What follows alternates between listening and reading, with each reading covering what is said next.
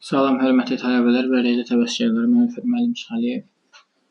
Buraxılış imtahanlarına düşə biləcək ehtimal olan sual tiplərinin izahlarını sizlərə verməyə çalışıram və bu sual tipləri əvvəlki illərin imtahanlarda düşən suallara əsaslanır və hansı ki 2019-da, 2020-də, 2023-də və s. və ilə axır əvvəlki illərdə buraxılış imtahanlarına düşən suallar əsasında biz sizlər üçün video materiallar çəkib təqdim edirik. Ola bilsin ki, bu tipdə suallar da yenidən imtahanda qarşınıza çıxa bilər. O səbəbdən diqqətlə videoya qulaq asın və sualların həll nümunələrini öyrənin.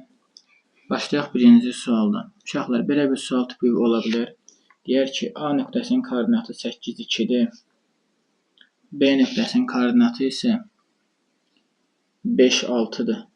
Deyər ki, bu nöqtələr arasındakı məsafənin 2 qatını tap. Bu nöqtələr arasındakı məsafənin 2 qatını tap. Birinci uşaqlar, AB arasındakı məsafəni birinci tapacağıq biz. Birinci bunu sxematik olaraq biz təsvir edəsək, 8, 2 nöqtəsi harada təqribən bura düşür. 6, 5 nöqtəsi də təqribən düşür və bura. Bizdən bu məsafənin 2 qatını istəyir. Bu məsafənin 2 qatını istəyir. Birinci bu məsafəni tapmaq üçün biz nədən istifadə etməliyik? Pifaqor teoremindən. Deməli, belə çıxır ki, bu AB-nin kvadratı nəyə bərabər olacaq? Kökün altında nə? 8 çıx 5-in kvadratı üstə gəlinə 6 çıx 2-nin kvadratına. Fərqi yoxdur uşaqlar. Zaten 2 çıx 6-ın kvadratı yaz, 6 çıx 2-nin kvadratı yaz. Fərqi yoxdur. Zaten kvadrat var deyə o sənə müsbət verəcək cavabı. Alırsan nə? AB-nin kvadratı bərabər olur nəyə? Kök altda 3-ün kvadratı üstə gəl 4-ün kvadratı. Bu da sənə verir nə? Bu da sənə verir kök altda 9 üstə gəl 16, yəni kök altda 25. Buradan alırsan 5. Sənin bu 2 qatını tap, 2 dənə AB-ni tap, yəni yoldaş 2 dənə 5 ilə nə verir? 10. Cavab eləyəcək nə? Cavab eləyəcək 10. Yaxşımı?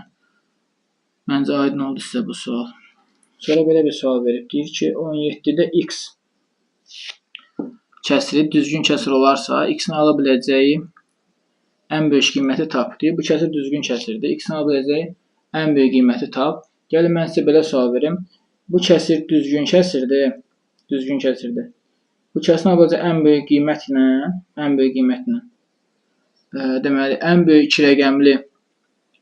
iki rəqəmli tək ədədin cəmini tapaq. Və belə də sual verə bilər.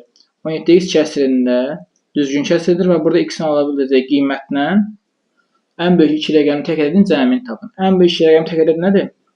Ən böyük iki rəqəmli tək ədəd 99. Bu da kəsir düzgün kəsirsə x-ə verəcəyin ən böyük qiymət nə olacaq? 16. Hə? Deməli, 99-dan 16-nı toplayanda nə verəcək sənə? 115. Cavab eləyəcək nə? Cavab eləyəcək 115. Və belə bir sual tipi də sənin qarşına çıxa bilər uşaqlar. Bu sual tipi ilə də qarşılaşa bilərsən. Sonra sənə belə bir sadə sual verə bilər. İmtahanda hamısı mürəkkəb olmur ki. Deyir, kökdə 29 hansı natural ədədlər arasında yerləşir? Birinci bilməlisən. Kökdə 29-dan balaca kök altda hansı ifadələri bilirdin? Kökdə 25 bilirdin. Bir də nə bilirdin? Kökdə 36. Onda bunca dəyişir. 5 ilə nə arasında? 6 arasında. Cavab olaraq nə? 5 və 6 arasında nə olacaq? Yerləşəcək. Və bunu da yaddan çıxartma.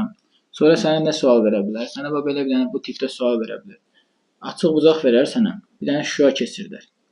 Deyər ki, bunun dərəcəsi alfa üstə gəl 23. Deyər ki, bu da beta üstə gəl, b üstə gəl, tutaq ki 12-dir. Sənə deyər ki, alfa üstə gəl, b-nin qiymətini tap deyir. Qətiyyən qorxmursan. Yəni, alfa üstə gəl 23, üstə gəl nə? Beta üstə gəl 12, b üstə gəl 12, bərabər nə? 180-də. Onda alırsan, alfa ilə b-nin cəmi nədir? Üstə gəl nəyə bərabər olur bu? 35 bərabərdir 180. Buradan alırsan ki, alfa ilə betanın cəmi nədir? 145-ə nə olar uşaqlar? Bərabər olar. Bu da qəşəng suallardan biridir. Sonra nə sual verər? Sonra sual verər ki, Timur pulunun 29 hissəsini xərcləyəndən sonra neçə faiz pulu qaldı? Bax, Timur pulun 29 hissəsini 20-də 9 hissəsini xərcləyəndən sonra neçə faiz pulu qaldı?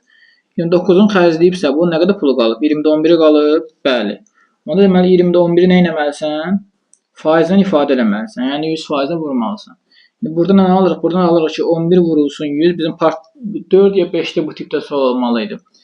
Bölürük nəyə? 20-yə. Orada səhv eləmirəmsə 29 deyirdi, kəsri faizlə ifadə elə. Burada isə deyir ki, bu qədər pulu vardı. Bunu xərcləyib nə qədəsi qalacaq? O tipdə sualdır. Deməli, 100-dən 20 ixtisar gedir, yerdə qalır nə? 5, 11 də vur 5 nə verəcək bizə? 55 manat deməli nə olacaq? Bunun 55%, üzr istəyirəm. 55% bunun nə idi? Pulu qalacaq. İnşallah video xoşunuza gəldiysə videonu bəyənməyi və kanala abunə olmağı unutmayın. Hələlik.